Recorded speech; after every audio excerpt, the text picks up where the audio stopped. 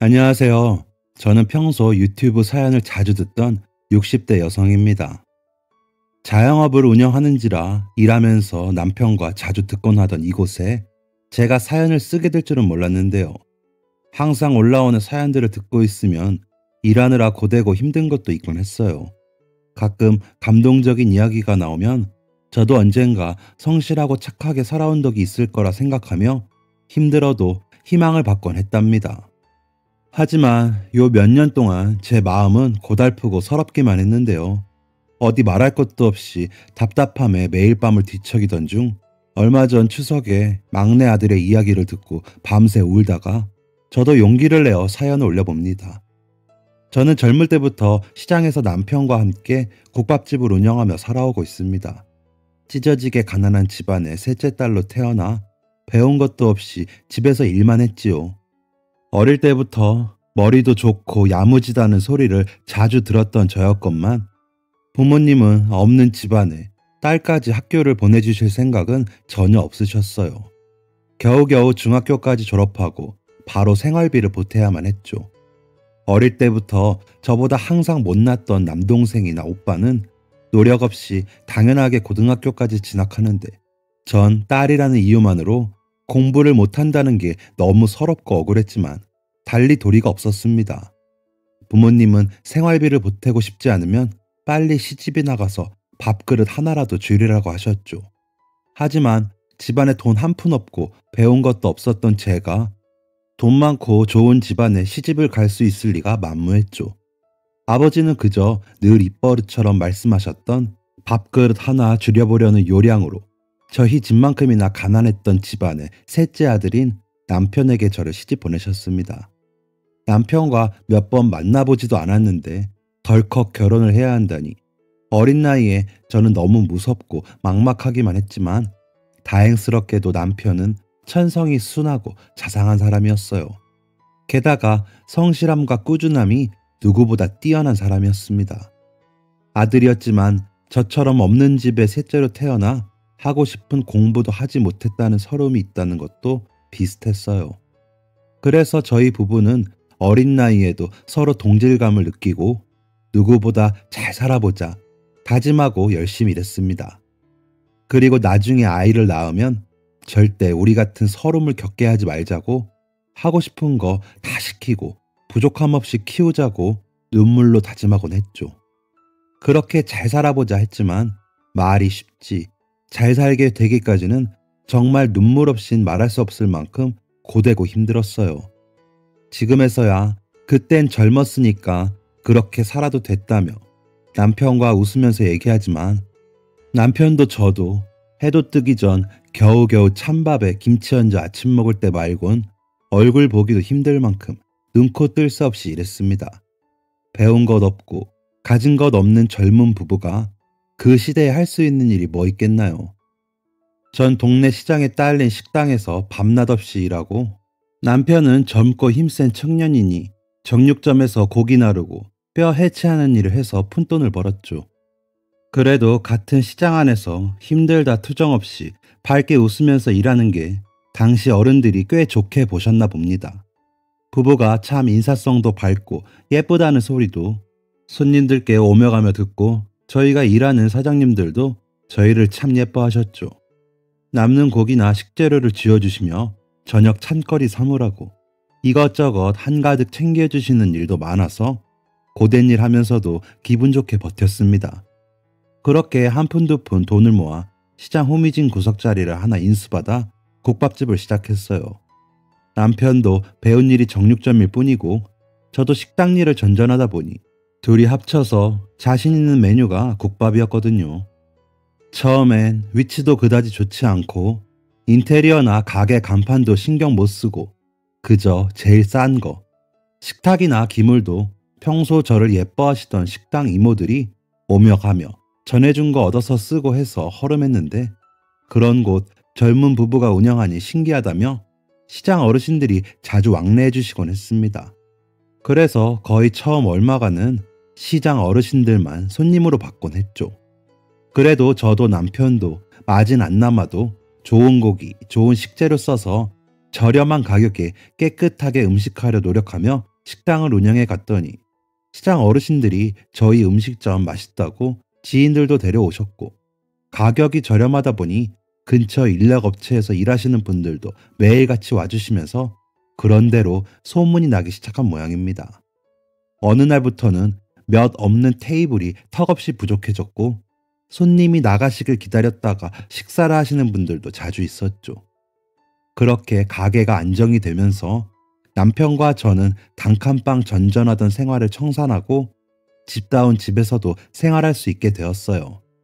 생활이 안정되면서 아이도 생겨서 셋째 아이가 태어났을 때는 가게를 좀 더 시장 입구 쪽, 위치 좋고 크기도 좀 더 큰 곳으로 이사도 할 수 있게 되었습니다. 가게가 좀 안정되고 난 뒤에야 여유가 생기는 바람에 아이를 좀 늦게 가지게 되었지만, 결혼한 지 얼마 안 되어 둘이 술을 마시며 살아온 나날을 이야기하며 아이들에게는 이런 고통을 주지 말자고 다짐했던 일은 저나 남편이나 절대 잊지 않았어요. 그래서 첫 아이부터 당시 아이들은 꿈도 꾸지 못할 만큼 좋은 교육을 시키려고 노력했습니다. 그때까진 가게가 제법 잘 되긴 해도 여윳돈이 있을 정도는 아니라 우리 형편에 무리한다는 생각도 제법 들었고, 아이들이 어려서 망정이지 좀 더 나이가 들면 교육비를 어떻게 감당해야 하려나 하는 걱정도 들었지만, 안 되면 가게를 담보로 대출을 받아서 충당하자는 이야기를 나눌 정도로 저희는 아이들 교육에 온 힘을 쏟아부었어요. 아이들이 시장에서 안 좋은 것들을 보고 배울까봐 아무리 바빠도 가게 일을 돕게 하지도 않았어요. 다행히도 가게는 점점 장사가 잘 되었고, 저희에게 국밥을 배워 가게를 차리고 싶다고 찾아오시는 예비 사장님들도 생길 정도였어요. 눈코 뜰 새 없이 바빴지만 가게 수익이 점점 더 많이 불어나고 있었고, 셋째 아이가 학교에 들어갈 때쯤은 이미 여러 점의 분점을 내고 더 이상 아이들 교육비는 걱정하지 않아도 될 수준이 되었죠. 그러던 어느 날 밤 가게를 정리하고 시장을 나서는데 어디선가 어린 나이 울음소리 같은 소리가 들렸습니다. 처음에는 새끼 고양이 소리인가 싶어 대수롭지 않게 여겼는데 너무 갓난아이 울음소리 같은 거예요. 심장이 철렁해져서 다가가 보니 태어난 지 하루도 안 된 것 같은 갓난아이가 보자기에 싸진 채로 시장에서 흔히 볼 수 있는 과일 박스 안에 넣어져 있더군요. 너무 놀라서 어떻게 해야 할지도 모른 채 일단 아이를 품에 꼭 안았습니다. 갓난아이는 체온이 떨어지면 큰일이잖아요. 아이는 다행히도 버려진 지 얼마 되지 않았는지 울음소리도 힘차고 아직 따뜻한 상태더군요. 어찌해야 할지를 모르고 일단 아이를 품에 꼭 안고 집으로 데리고 왔습니다. 아이들 입던 베넷 저고리를 버리지 않고 간직하고 있어서 일단 아이에게 그거라도 입히고 남편과 새벽 내내 뜬 눈으로 지새웠네요. 경찰서에 신고를 해야 할지 아니면 해가 뜨는 대로 고아원에라도 데려다 줘야 할지 남편과 의논을 거듭했는데 어디에 맡겨도 마음이 편치 않을 것 같았습니다. 동이 터올 때쯤 눈이 뻘개진 남편이 이렇게 말하더군요. 사실 고아원에 데려다줘도 마음이 편하지 않을 것 같아. 어쨌든 우리 손으로 데리고 온 아이고 그 큰 시장 한복판에서 우리한테 처음으로 발견될 정도면 우리와도 어느 정도 인연이 있는 것 같네. 고아원에 가면 어떻게 될지도 모르는 아이인데 이 버려진 아이를 우리가 거두지 않는 것도 또 다른 죄가 되는 건 아닐까 싶어. 학교라도 내 손으로 보내고 싶은데 어떻게 생각해? 남편의 그 말을 듣자 저도 제 마음속에 퍼지는 죄책감이 무엇인지 그제야 알겠더군요. 부모 사랑 한번 제대로 받아본 적 없이 그저 짐짝처럼 밥이나 축내는 쓸모없는 존재로 키워진 저희 부부는 제대로 보호받고 사랑받지 못했다는 게 얼마나 힘든 일인지 누구보다 잘 알고 있었습니다. 그런 저희가 이 아이가 앞으로 어떻게 자랄지 뻔히 알면서 이 아이를 다른 곳에 보내는 것도 아이를 버리는 것과 같은 거 아닐까요? 머리 검은 짐승은 거두는 게 아니라는 옛 어른들 말이 떠올라 두렵긴 했지만 그래도 남편 말대로 성인이 될 때까지 보호해주고 학교라도 보내주어서 아이가 사람답게 살 기회는 줄 수 있겠다는 생각이 들었습니다. 그런 마음을 가지게 된 것도 예전처럼 가게가 잘 되어서 삶의 여유가 생겨 그렇지 않았을까 싶지만 정직하고 바르게 살려고 노력했던 저희 부부가 그때 아이를 거두지 않았다면 그 뒤에도 당당하게 살아갈 수 없었을 것 같아요. 지금 생각해보면 인생에서 가장 잘한 일이었다는 생각이 드네요. 그렇게 그 아이는 저희 집의 막내 아들이 되었습니다. 막내를 주워서 키웠다고 해서 사랑하지 않고 키웠던 것은 아닙니다.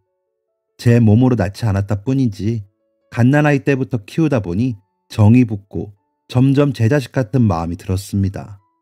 원래 아이들을 좋아해서 자식들도 많이 낳고 싶었고 막내 아들이 워낙 순한 편이라 위에 새 아이들보다 훨씬 키우기가 수월했어요. 남편도 순하고 말도 잘 듣는 막내 아들을 말은 안 해도 무척이나 아끼는 눈치였고요. 다른 아이들도 동생이 생겼다고 반기는 듯 했는데 유독 첫째 딸만 막내를 싫어했습니다. 제가 막내 아들을 챙기고 예뻐하고 있으면 곁에 와서 이렇게 말하더군요. 엄마는 경환이 진짜 엄마도 아니면서 우리보다 예뻐하네. 누가 보면 우리를 주워 키운 줄 알겠어. 처음 그 말을 들었을 땐 가슴이 철렁했습니다. 그 어떤 자식들도 차별하지 않고 키우려고 노력했는데 자기들끼리 차별한다 어쩐다 이야기를 해도 섭섭할 마당에 자신이 주워온 아이 같고 막내 경환이만 친자식 같다고 하다니요. 그 뒤로는 첫째 눈치가 보여서 마음껏 예뻐하지도 못하겠더군요. 첫째에게 섭섭한 마음이 들었지만 본인도 부모 사랑 받고 싶은 어린 아이인데 섭섭해서 그러려니 생각했었죠. 당시 큰딸이 피아노에 흥미를 느껴 피아노 학원을 다니기 시작했는데 그 당시 정말 귀했던 고급 피아노까지 선물해주면서 큰딸의 섭섭한 마음을 달래려고 했습니다. 하지만 점점 시간이 지날수록 큰딸이 둘째, 셋째에게도 뭐라고 이야기를 한 모양인지 막내에게 상냥하던 둘째, 셋째 아이들도 점점 막내 경환이를 기피하고 싫어하더군요. 그럴 때마다 엄하게 주의를 주고 엄마 아빠는 경환이도 너희들도 다 사랑한다는 것을 가르쳐 주려 노력했지만 지금 생각해보면 자식들은 그 어린 나이에도 주워온 막내와 자신들은 다르다는 생각이 뿌리 깊이 박혀 있었던 것 같습니다. 잘 키우려고 그렇게 고생했는데 제가 자식들을 잘못 키운 게 아닌지 지금까지도 지난날을 수없이 되돌아보며 후회하며 살고 있네요. 셋째 아이까지는 사립학교만 골라 보냈고 하고 싶은 건 다 하게 해줬습니다.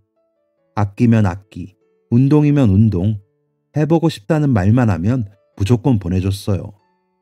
그런데 터울이 많이 지는 경환이는 아이들 눈치가 보여 집에서 가까운 근처 공립학교를 보냈습니다. 경환이도 누나와 형들이 무서워서인지 집 근처 학교로 가고 싶고 다른 건 필요 없이 공부만 하고 싶다고 하더군요. 어릴 때부터 말수 적고 조용했던 막내가 다른 자식들이 서슬 퍼렇게 지켜보고 있어서 위축돼서 그런 건 아닌지 걱정을 많이 했지만 막내는 학교에 들어가서도 말썽 하나 피우지 않고 모범생으로 자랐어요. 공부도 언제나 전교 1, 2등을 다퉜고 중학교, 고등학교에 가서는 매번 전교회장 자리를 꿰차고 스스로 봉사활동하는 모임을 만들어 봉사활동을 하다가 신문사에서 상을 받기도 하고요. 칭찬을 늘어놓기만 해도 끝이 없을 만큼 우수한 학생으로 자랐어요. 누나 형들처럼 가게 일을 못 돕게 했는데도 기어이 학교 마치면 가게에 와서 일손을 돕고 시장 사람들에게도 인사성이 밝아 가게에 오시는 분들마다 경환이 칭찬이 입에 마르지 않았습니다. 다른 자식들은 시장에서 일하는 부모가 부끄러운지 시장 근처엔 아예 얼씬도 하지 않는지라 자식이라곤 경환이 하나만 있는 줄 아는 어르신들도 많았죠. 그럴 때마다 그저 돈 주면 주는 대로 해달라는 거 해주면 해주는 대로 당연하게 생각하는 다른 자식들에게 섭섭하다는 생각이 조금씩 들었습니다. 그때 이미 피아노를 전공한 큰딸은 미국 유학길에 오른 지 오래였어요. 졸업할 때가 다 되어가는데 한국에 가끔 와서도 집에 붙어있질 않고 미국에서도 연락 한 통 없다가 돈 필요할 때만 전화하는 시기였죠. 둘째, 셋째 아이들도 첫째 딸을 따라 차례로 유학길에 올랐습니다. 한국 대학과는 비교도 되지 않는 학비에 생활비까지 세 아이 다 대주느라 지출이 엄청났지만 아이들이 저희 부부만큼 고생하지 않고 편하게 살았으면 좋겠다는 마음에 기꺼이 내주었죠. 아이들이 유학을 가게 되면서 집안에 잘 왕래하지 않게 되자 본격적으로 조금씩 멀어지게 된 것 같습니다.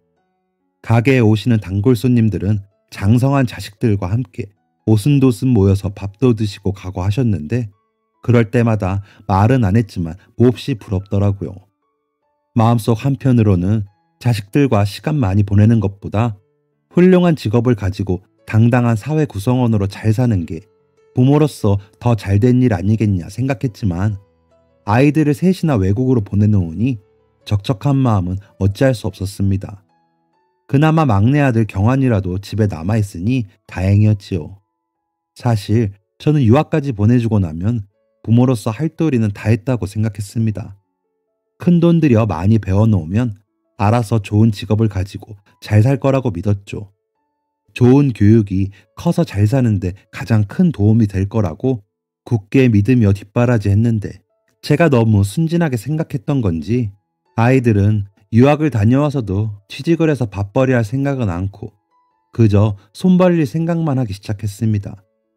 그간 저희가 물심양면으로 도우며 부족한 것 없이 잘하게 해서 그런 걸까요? 편하게 사는 게 너무 당연하다 생각하는지 고생은 죽어도 하고 싶어 하지 않더군요. 저희가 자신들 뒷바라지하려고 국밥집에서 얼마나 고생해서 일하는지는 알고 싶어 하지도 않으면서요.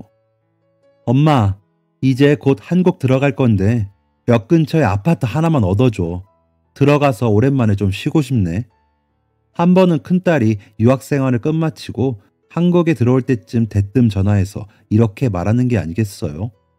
아니, 한국에 들어올 거면 집에 올 생각을 해야지. 집을 구해달라는 말에 어이가 없어 제가 처음으로 쓴소리를 좀 했습니다. 아니, 너는 한국에 오면 엄마 아빠 얼굴을 볼 생각을 해야지. 혼자 집 구해서 뭘 하려고 그래? 떨어져 산 지도 오래됐는데 오랜만에 가족들끼리 오붓하게 지내는 시간도 필요하지 않니? 엄마, 미국에선 그렇게 촌스럽게 가족들끼리 살고 안 해. 다 컸는데 뭘 새삼스럽게 가족들끼리 오붓하게 지내? 집 구해주기 싫으면 싫다고 해요. 딱 보니 경환이 뒷바라지 할 돈 남겨둬야 돼서 나한테 쓸 돈 없다 이거구만. 경환이는 혼자서도 잘하는데 뭘 뒷바라지야. 걔가 어디 우리 돈 함부로 쓰는 거 봤니? 엄마, 과일 박스 안에서 죽었어야 할 놈 키워준 게 다 빚이지 뭐야? 엄마가 낳은 것도 아닌데 남의 자식 그렇게 키워준 거면 우리한테 쓴 것보다 걔한테 훨씬 돈 많이 쓴 거 아니야? 난 엄마가 경환이 얘기할 때마다 화가 나서 죽겠네. 항상 이런 식으로 대화가 끝나다 보니 복장이 터지기도 하고 속상하기도 해서 해달라는 대로 아파트를 구해줬습니다. 자기 말대로 쉬면서 생각 좀 해보면 피아노 학원을 열든 악단 오디션을 보든 밥 먹고 살 방법을 생각하는데 좋을 것 같기도 하고요. 하지만 큰딸은 돈 벌 궁리는 안 하고 그저 저희가 국밥집으로 불려놓은 재산을 타내 먹고 놀 궁리만 하는 것 같았어요. 자기는 무슨 콩쿠르 나가서 연주해서 억대 상금을 타는 진짜 피아니스트가 되고 싶다나 뭐라나요?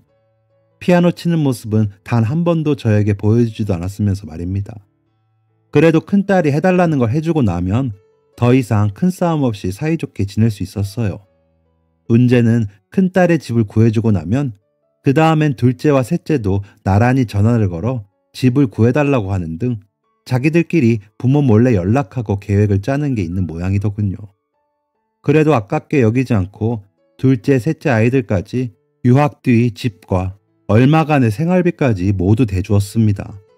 자식이 고생하는 걸 바라는 부모가 어디 있겠어요. 항상 자식들과 다툼이 있어도 지는 건 저와 남편이었죠. 그나마 둘째, 셋째는 한국에 돌아와서 얼마 되지 않아 마땅한 직장을 찾아 잘 다니는 것 같았습니다. 그래도 다른 아이들이 취직하고 부모에게 뭔가를 사주었다거나 용돈을 주었다거나 하는 일은 일절없고 자신들 먹고 노느라 바쁘더군요. 그러던 사이 막내 경환이가 대학에 들어가게 되었습니다. 고등학교 내내 전교 1등에 이어 전교 회장 자리를 놓치지 않던 막내는 예상했던 것처럼 우리나라에서 가장 좋은 대학교에 법학과에 입학하게 되었어요. 시장 어르신들이 더 난리가 나서 경사 났다고 오며 가며 축하 인사를 건넸죠. 누나 형들은 다들 외국에서 공부하겠다고 유학길에 올랐는데 장학금을 받으면서 대학에 입학한 막내가 안쓰럽기도 하고 기특하기도 했습니다. 필요하다면 막내도 유학을 보내줄 능력이 충분히 되었지만 막내는 전혀 그런 말이 없더라고요. 보내줄까 물어보아도 손사래를 쳤습니다. 오히려 대학생이 되자 그나마 가끔씩 교통비로 받아가던 용돈도 일절 끊어버리고 아르바이트를 하기 시작했어요. 아들 고생하는 것 보기 힘들어 용돈을 주겠다고 그만두라고 몇 번이나 설득해봤지만 돌아오는 대답은 항상 한결같았습니다.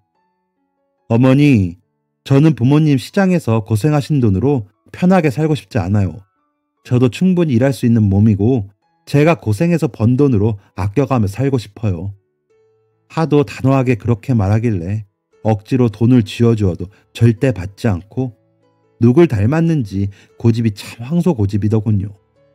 그래도 고집 부리는 막내가 기특해서 남편과 저는 남몰래 허허 웃기도 했습니다. 첫 월급을 타서는 쭈뼛거리며 종이 봉투를 내밀더군요. 그 어린 놈이 말입니다. 아니 경환아, 이게 뭐야? 너 이렇게 고생한 거 네가 써야지. 우리 주면 쓰니. 가져가 얼른. 아니에요 엄마. 저 장학금 받아서 괜찮아요. 제가 처음으로 번 돈 어머니 드리고 싶었어요. 그동안 키워주셔서 감사합니다. 그리고 부끄러운지 바로 가방 메고 현관을 나서는데 어찌나 눈물이 나던지요. 목숨이나 살려보자 생각하고 주워 키운 아이가 10달 배 아파 낳은 아이들보다 더 자식 같다 느껴지면서 마음감이 교차했습니다. 얼마 안 되는 그 돈은 아직도 아까워서 쓰지를 못하고 있네요. 막내 경환이는 그렇게 장학금 받으며 대학 생활을 이어가다가 졸업 후에는 변호사 시험에 합격하여 변호사가 되었습니다. 외국계 기업에 다니는 둘째, 셋째도 있었지만 정말로 모두가 부러워할 직업을 가진 자식은 처음이었기 때문에 막내가 변호사 시험에 합격했을 때 너무 기쁘고 동네방네 자랑하고 싶었지만 다른 아이들 눈치가 보여 내색하진 않았네요. 막내를 너무 축하하면서도 마음속 한켠에서는 변변한 직업 가지지 못하고 놀고 먹기만 하는 큰딸과 둘째, 셋째가 언제쯤 낳아주고 키워준 보람을 느끼게 효도를 하려나 하는 생각이 들면서 씁쓸해지기도 했습니다. 막내는 변호사가 되어 수입이 좋아지고 나니 이전보다 훨씬 더 많이 효도하기 시작했어요. 저 고생한다고 집안 살림살이를 다 최신형으로 바꿔주질 않나. 가게 인테리어도 싹 바꿔주고 나이 들어 기가 허해진 남편을 위해 철철이 보양식까지 보내주면서 아낌없이 베풀었습니다. 기분이 너무 좋았지만 한편으로는 다른 아이들처럼 돈을 많이 들여 공부시킨 것도 없고 오히려 다른 아이들 눈치만 보며 키웠는데 저희에게 이렇게 잘해주는 것보다 친부모님 찾아가서 효도하는 게 더 낫지 않을까 하는 생각이 들기 시작했어요. 저희에겐 어쨌든 배 아파 낳은 아이들이 셋이나 있고 효도받으면 그 아이들에게 받아야 맞지 않겠냐고 남편과 이야기를 많이 했네요. 하지만 다른 세 자식들은 효도할 생각은 전혀 없어 보이고 심지어 40이 다 되어가는 큰딸은 아직까지도 제 힘으로 돈 벌어본 적도 없이 저희 재산으로 놀기만 하고 있었습니다. 점점 아이들이 괘씸해지고 돈 보낼 때만 엄마 아빠 하고 챙기는 척 하는 꼴이 눈뜨고 못 보겠더군요. 아무리 부모 자식 간이라도 주는 게 있어야 가는 게 있다는 마음이 드는 게 사람인가 봅니다. 결정적으로 새 아이들과 멀어지게 된 계기는 오랜만에 연락이 온 큰딸과 전화통화 이후였습니다. 뭐가 필요하거나 돈 떨어졌을 때만 전화를 거는 큰딸의 지난 행실 때문에 또 전화가 오는데 솔직히 좀 지치더군요. 이번엔 진짜로 안 된다고 단호하게 말해야겠다 마음 먹고 전화를 받았습니다. 엄마 잘 지내? 다름이 아니고 내가 차를 바꾸고 싶은데 돈이 조금 부족해서 보태줄 수 있는가 하고 전화했어. 그래, 넌 잘 지내냐? 차는 갑자기 왜 바꾸는데? 저번 설날 때 보니까 고장난 데도 없고 멀쩡하던데 바꾼 지 얼마 안 된 거 아니야? 엄마는 누가 요즘 촌스럽게 차 하나로 몇 년 타고 그래. 그런 시대는 지금 지났어. 우리 집처럼 돈 많은 집에선 차 여러 대 가지고 굴리는 애들도 얼마나 많은데 그것까지는 안 바라고 그냥 한 대로 만족하잖아 나는. 우리 집 돈 많은 거 다 옛날 얘기고 니들이 다 뜯어가서 이제 얼마 남지도 않았어. 너네 유학비랑 사치하는 거 대준다고 돈이 한두 푼 나갔니? 더군다나 요즘 코로나라서 장사도 힘든데 바꾸고 싶으면 네 돈 벌어서 사. 엄마는 이제 너 더 해줄 돈 없다. 빚내서 산다 요즘. 빚도 없고 차 사줄 돈도 없었던 것도 아니지만 집에 돈 많으니 내놔라 하는 큰딸 말이 너무 어이가 없어서 좀 세게 말했어요. 코로나 때문에 불황이긴 해도 애초에 체인점처럼 여러 점포 운영하고 있는 입장이고 모아둔 돈도 많으니 큰 걱정은 없었거든요. 그런데 큰딸이 빚내서 산다는 제 말에 목소리가 급격히 안 좋아지더니 더 이상 안부도 묻지 않고 볼일 끝났다는 듯이 전화를 끊었습니다. 그것 때문에 더 기분이 안 좋았네요. 정말로 부모의 존재가 돈 말고는 없다는 뜻 아니겠어요? 더 화가 나는 건 큰딸이 둘째와 셋째에게도 집에 돈 떨어졌다고 말한 모양인지 예의상 가끔 전화하던 둘째 셋째 자식들도 연락이 뚝 끊겼습니다. 제가 전화를 해도 바쁘다고 하면서 안 받거나 대충 받고 끊더라고요. 심지어 그 다음 추석에는 새 자식이 약속이라도 한 듯 코로나 때문에 방문이 힘들다는 핑계를 대고 집에 오지 않았습니다. 코로나 때문이라는 건 이해하지만 명절 선물이나 하다못해 안부 인사 정도는 해야 자식된 도리 아닌가요? 싸가지 없이 집에 돈 떨어졌다고 하니 늙은 부모 거들떠보지도 않는 새 자식들의 행실에 너무 섭섭하고 실망감이 들더라고요. 제가 뭐 때문에 저놈들 뒷바라지 한다고 고생고생 해가며 떠받들어 키웠는지 부족함 없이 자라게 하고 싶다는 저의 부부의 선한 마음이 결국 결과적으로 자식들을 잘못 키우게 된 건 아닌지 명절 저녁 휑한 집안에서 속상해서 눈물이 다 나더라고요. 아침부터 바리바리 싸들고 집에 온 막내 아들 볼까봐 남몰래 눈물을 훔치는데 결국 막내가 제가 눈물 흘리는 걸 본 모양이더군요.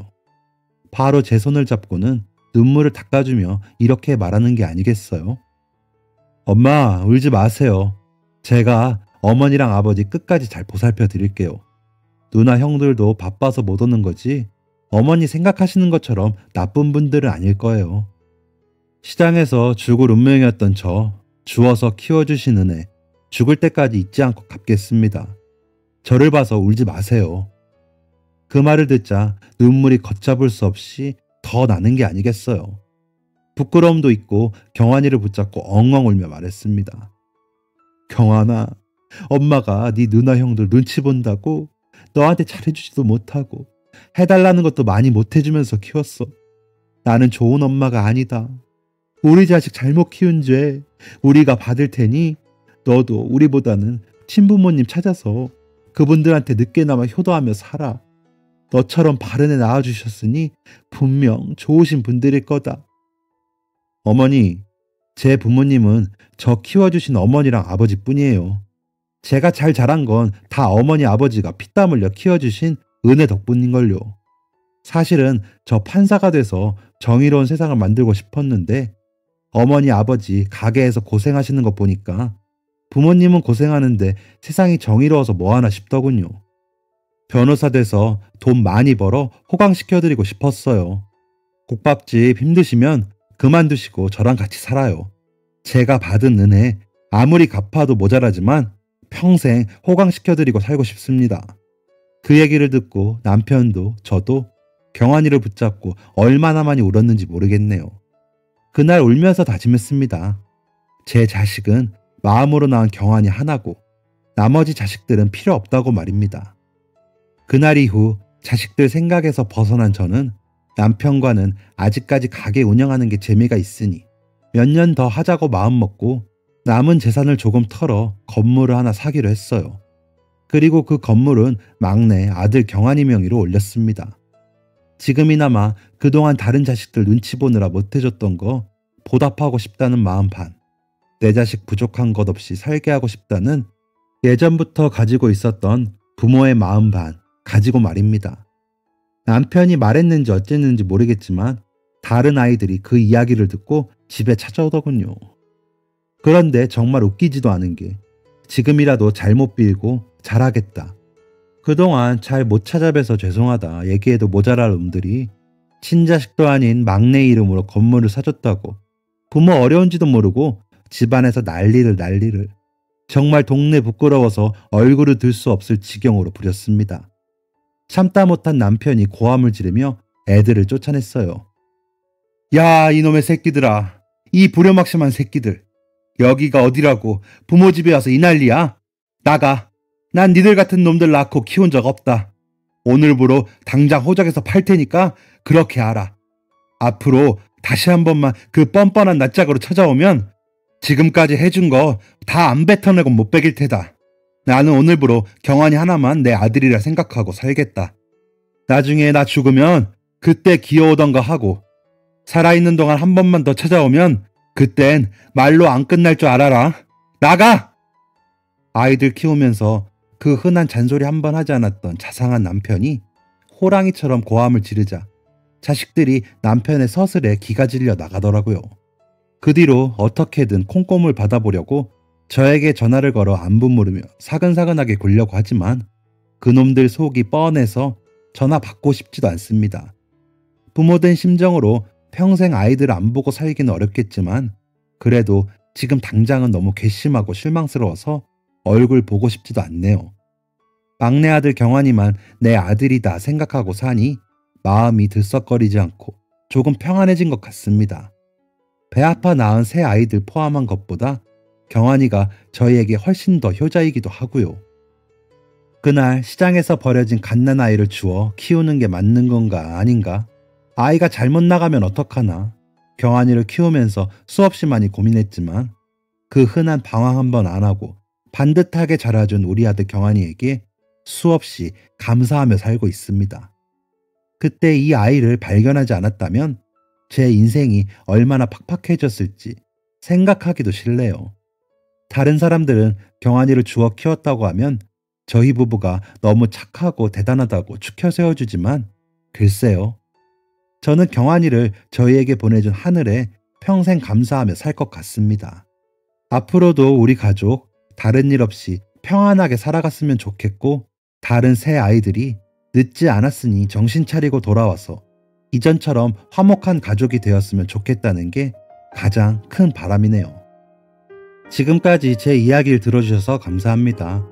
여러분은 모두 화목한 가정에서 가족들과 오순도순 행복하게 사시길 진심으로 바랍니다.